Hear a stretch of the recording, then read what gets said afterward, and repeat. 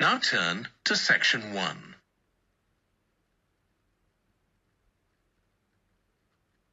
Section 1. You will hear a woman talking to a doctor at a clinic about a medical problem.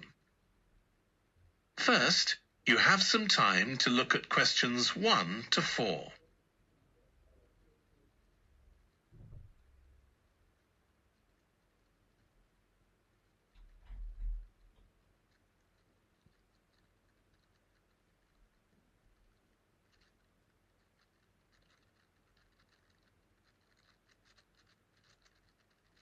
You will see that there is an example that has been done for you.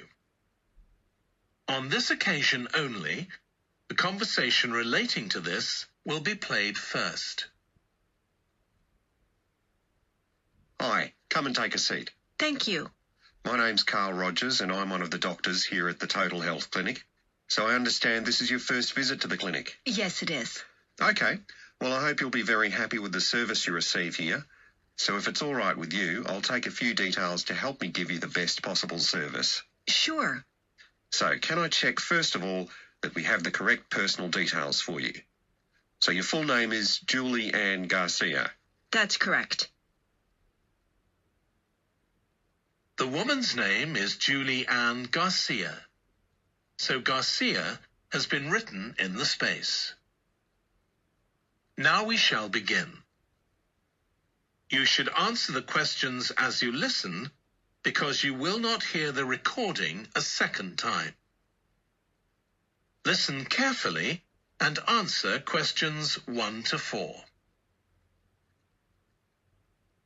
Hi, come and take a seat. Thank you. My name's Carl Rogers and I'm one of the doctors here at the Total Health Clinic. So I understand this is your first visit to the clinic. Yes, it is. Okay, well I hope you'll be very happy with the service you receive here. So if it's all right with you, I'll take a few details to help me give you the best possible service. Sure. So can I check first of all that we have the correct personal details for you? So your full name is Julie Ann Garcia. That's correct.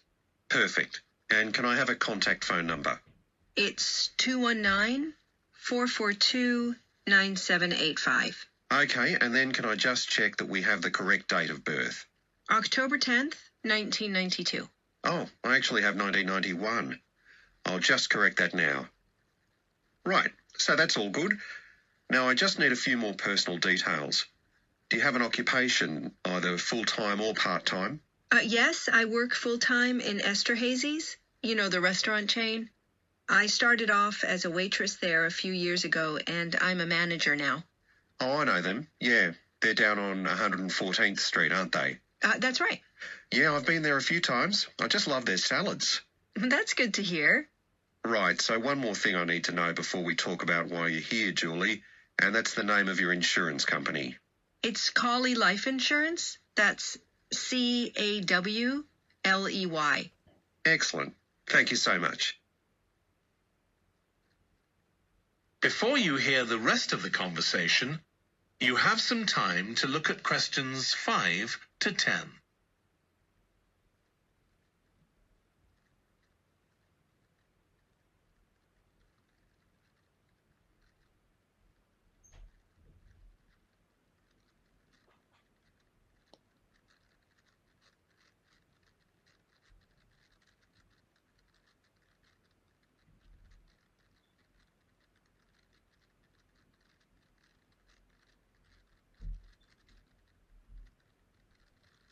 Now listen and answer questions 5 to 10.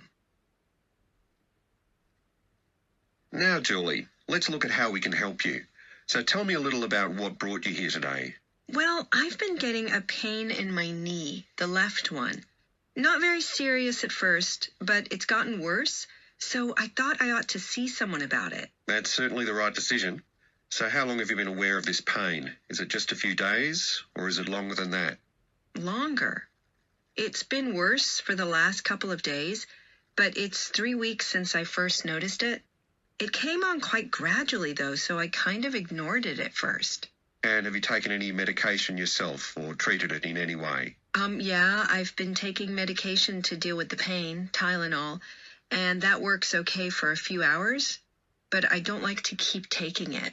Okay. And what about heat treatment? Have you tried applying heat at all? No, but I have been using ice on it for the last few days. And does that seem to help the pain at all? A little, yes. Good. Now, you look as if you're quite fit normally. I am, yes. So do you do any sport on a regular basis? Yes, I play a lot of tennis. I belong to a club, so I go there a lot.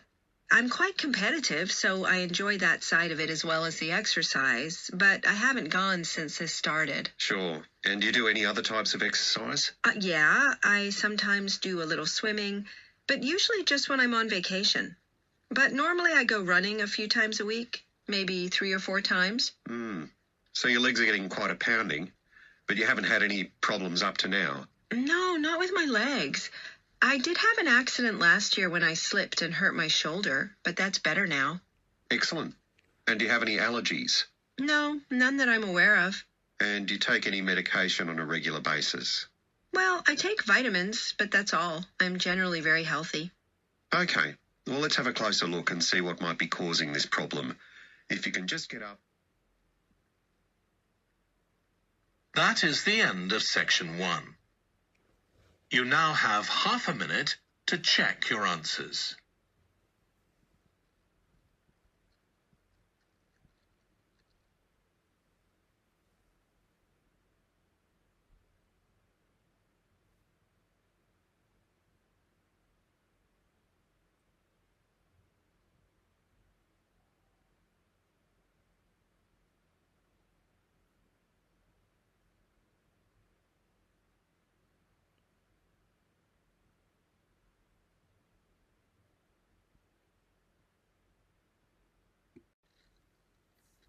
Section 2. You will hear a guide talking to a group of tourists who are about to visit an English castle. First, you have some time to look at questions 11 to 15.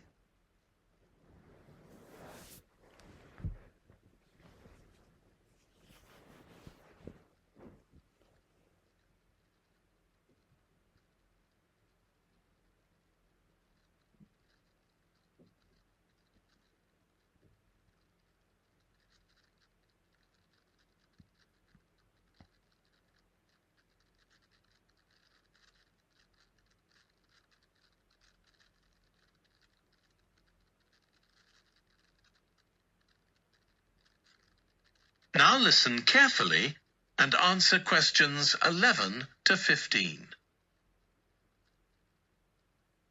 We'll be arriving at Branley Castle in about 5 minutes. But before we get there, I'll give you a little information about the castle and what our visit will include. So, in fact, there's been a castle on this site for over 1100 years. The first building was a fort constructed in 914 AD for defence against Danish invaders by King Alfred the Great's daughter, who ruled England at the time. In the following century, after the Normans conquered England, the land was given to a nobleman called Richard de Vere, and he built a castle there that stayed in the de Vere family for over 400 years. However, when Queen Elizabeth I announced that she was going to visit the castle in 1576, it was beginning to look a bit run down. And it was decided that rather than repair the guest rooms, they'd make a new house for her out of wood next to the main hall. She stayed there for 4 nights, and apparently it was very luxurious. But unfortunately, it was destroyed a few years later by fire. In the 17th century, the castle belonged to the wealthy Fennis family, who enlarged it and made it more comfortable. However, by 1982, the Fennis family could no longer afford to maintain the castle, even though they received government support, and they put it on the market. It was eventually taken over by a company who owned a number of amusement parks. But when we get there, I think you'll see that they've managed to retain the original atmosphere of the castle. When you go inside, you'll find that in the staterooms, there are lifelike moving wax models dressed in costumes of different periods in the past, which even carry on conversations together.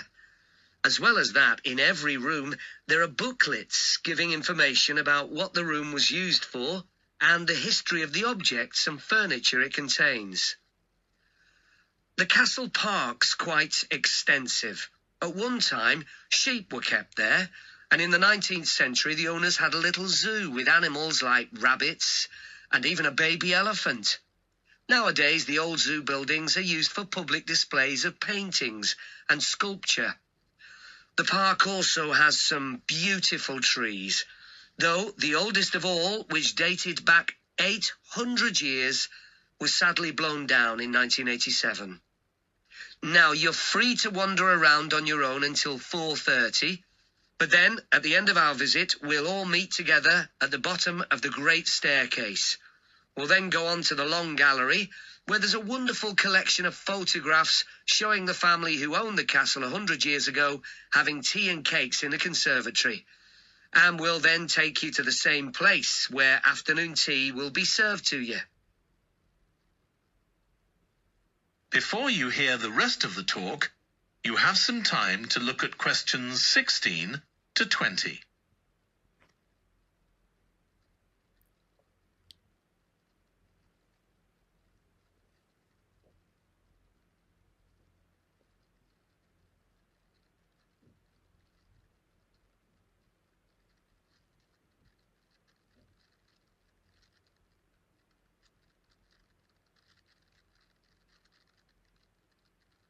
Now listen and answer questions 16 to 20. Now, if you can take a look at your plans, you'll see Branley Castle has 4 towers joined together by a high wall with the river on 2 sides. Don't miss seeing the Great Hall. That's near the river in the main tower, the biggest one, which was extended and redesigned in the 18th century. If you want to get a good view of the whole castle, you can walk around the walls. The starting point's quite near the main entrance. Walk straight down the path until you get to the south gate, and it's just there. Don't go on to the north gate. There's no way up from there. There'll shortly be a show in which you can see archers displaying their skill with a bow and arrow. The quickest way to get there is to take the first left after the main entrance and follow the path past the bridge. Then you'll see it in front of you at the end. If you like animals, there's also a display of hunting birds, falcons and eagles and so on. If you go from the main entrance in the direction of the south gate, but turn right before you get there instead of going through it, you'll see it on your right, past the first tower.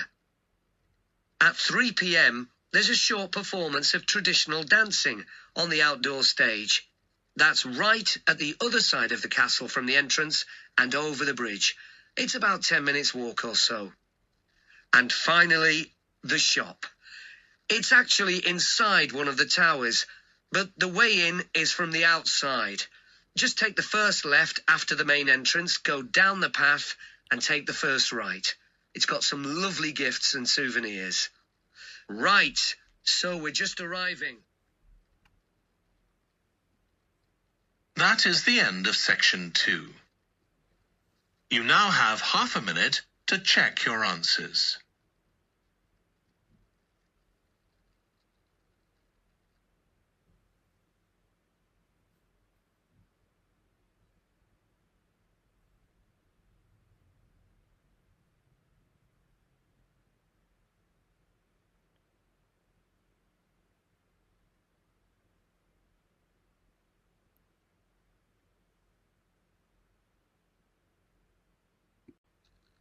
Section 3.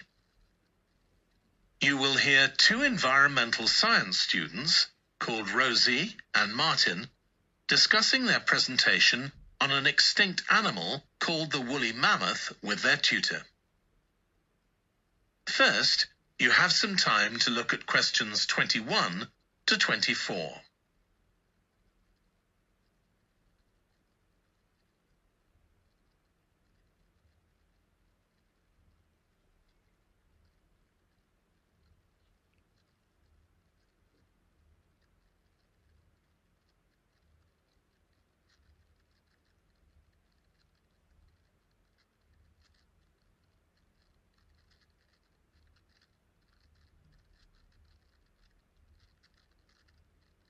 Now listen carefully and answer questions 21 to 24. So, Rosie and Martin, let's look at what you've got for your presentation on woolly mammoths. OK, we've got a short outline here. Thanks.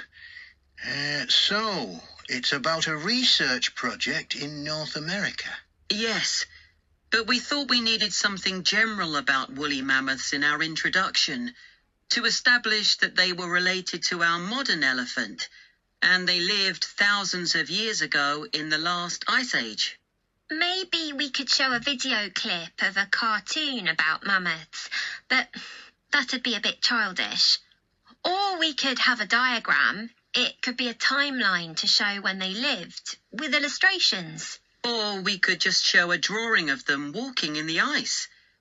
No, let's go with your last suggestion. Good. Then you're describing the discovery of the mammoth tooth on St. Paul's Island in Alaska and why it was significant. Yes, the tooth was found by a man called Russell Graham. He picked it up from under a rock in a cave. He knew it was special.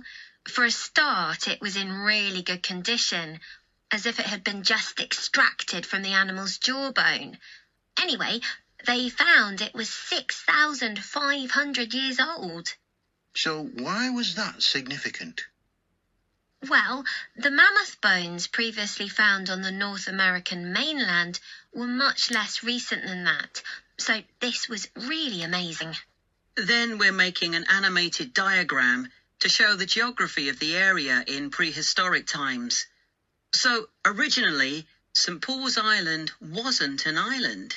It was connected to the mainland, and mammoths and other animals, like bears, were able to roam around the whole area. Then the climate warmed up, and the sea level began to rise, and the island got cut off from the mainland. So those mammoths on the island couldn't escape. They had to stay on the island. And in fact, the species survived there for thousands of years after they'd become extinct on the mainland. So why do you think they died out on the mainland? No one's sure. Anyway, next we'll explain how Graham and his team identified the date when the mammoths became extinct on the island. They concluded that the extinction happened 5,600 years ago, which is a very precise time for a prehistoric extinction. It's based on samples they took from mud at the bottom of a lake on the island. They analysed it to find out what had fallen in over time. Bits of plants, volcanic ash, and even DNA from the mammoths themselves. It's standard procedure, but it took nearly 2 years to do.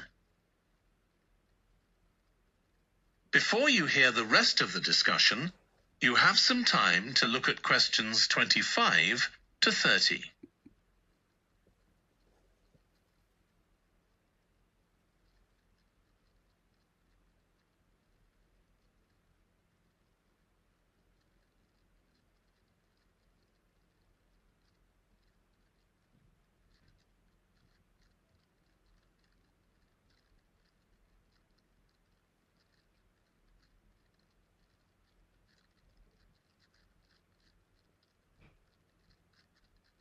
Now listen and answer questions 25 to 30.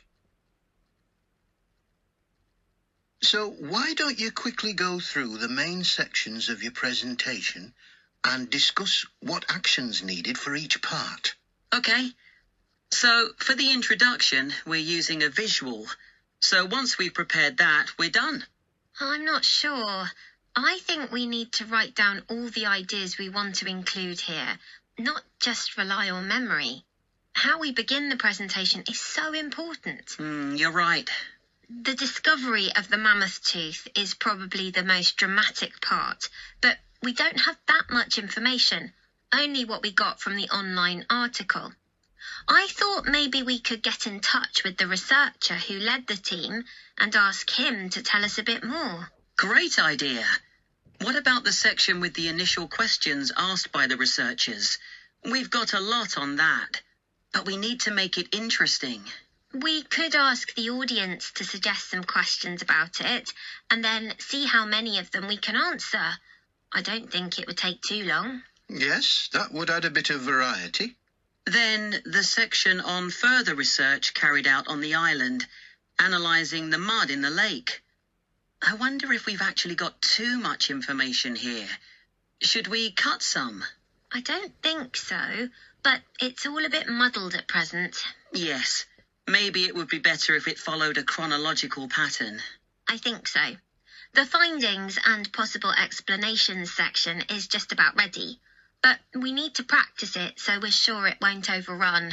I think it should be okay, but yes, let's make sure.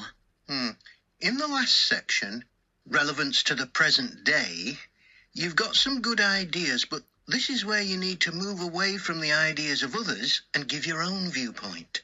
Okay, we'll think about that. Now, shall we show you some of the... That is the end of section 3.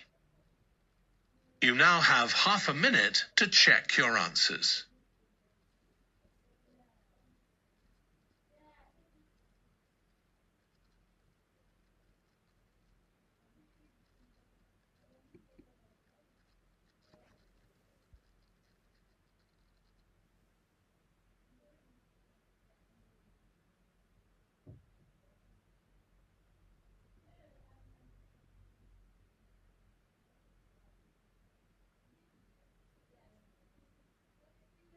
Section 4. You will hear a lecture about the history of weather forecasting. First, you have some time to look at questions 31 to 40.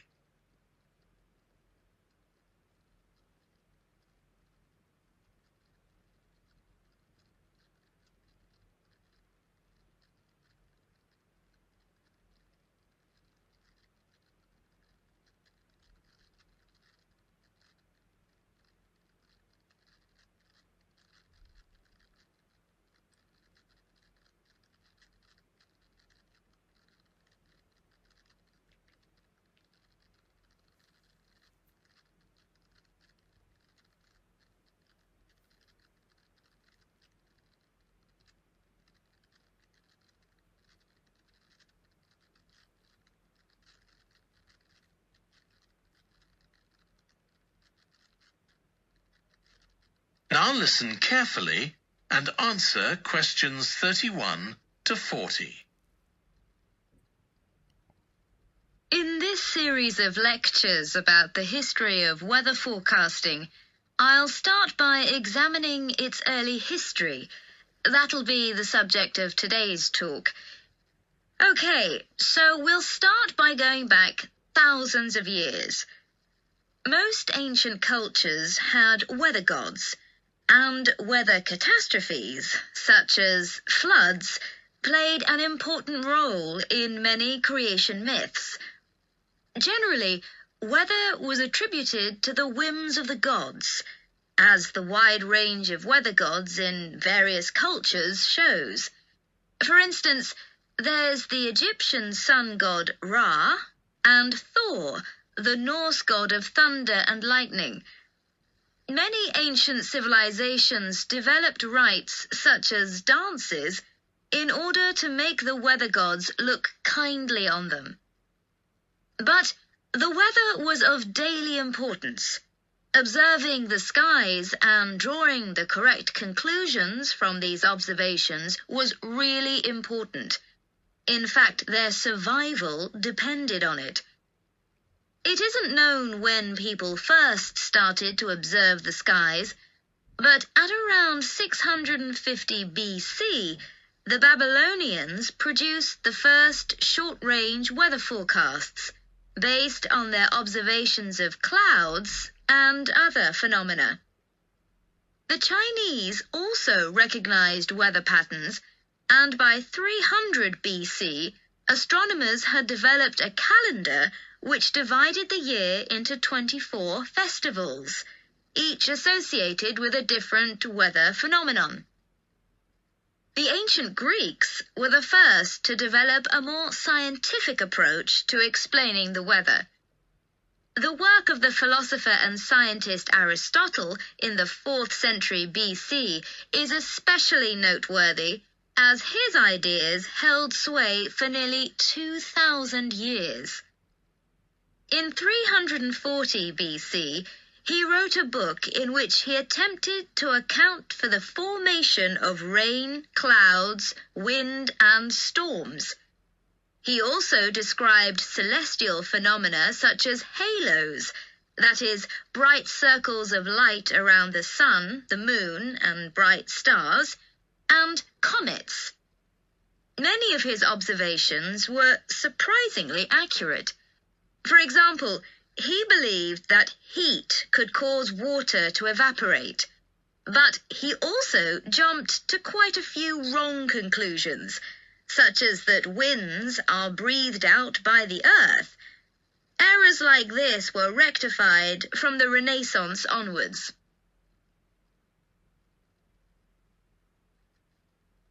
For nearly 2,000 years, Aristotle's work was accepted as the chief authority on weather theory. Alongside this, though, in the Middle Ages, weather observations were passed on in the form of proverbs, such as red sky at night, shepherd's delight, red sky in the morning, shepherd's warning. Many of these are based on very good observations and are accurate, as contemporary meteorologists have discovered. For centuries, any attempt to forecast the weather could only be based on personal observations. But in the 15th century, scientists began to see the need for instruments. Until then, the only ones available were weather vanes to determine the wind direction and early versions of rain gauges. One of the first, invented in the 15th century, was a hygrometer, which measured humidity. This was one of many inventions that contributed to the development of weather forecasting. In 1592, the Italian scientist and inventor Galileo developed the world's first thermometer. His student Torricelli later invented the barometer, which allowed people to measure atmospheric pressure. In 1648, the French philosopher Pascal proved that pressure decreases with altitude. This discovery was verified by English astronomer Halley in 1686, and Halley was also the first person to map trade winds. This increasing ability to measure factors related to weather helped scientists to understand the atmosphere and its processes better, and they started collecting weather observation data systematically. In the 18th century, the scientist and politician Benjamin Franklin carried out work on electricity and lightning in particular, but he was also very interested in weather and studied it throughout most of his life. It was Franklin who discovered that storms generally travel from west to east. In addition to new meteorological instruments, other developments contributed to our understanding of the atmosphere. People in different locations began to keep records, and in the mid-19th century, the invention of the telegraph made it possible for these records to be collated. This led, by the end of the 19th century, to the first weather services. It was not until the early 20th century that mathematics and physics became part of meteorology, and we'll continue from that point next week. That is the end of section 4. You now have half a minute to check your answers.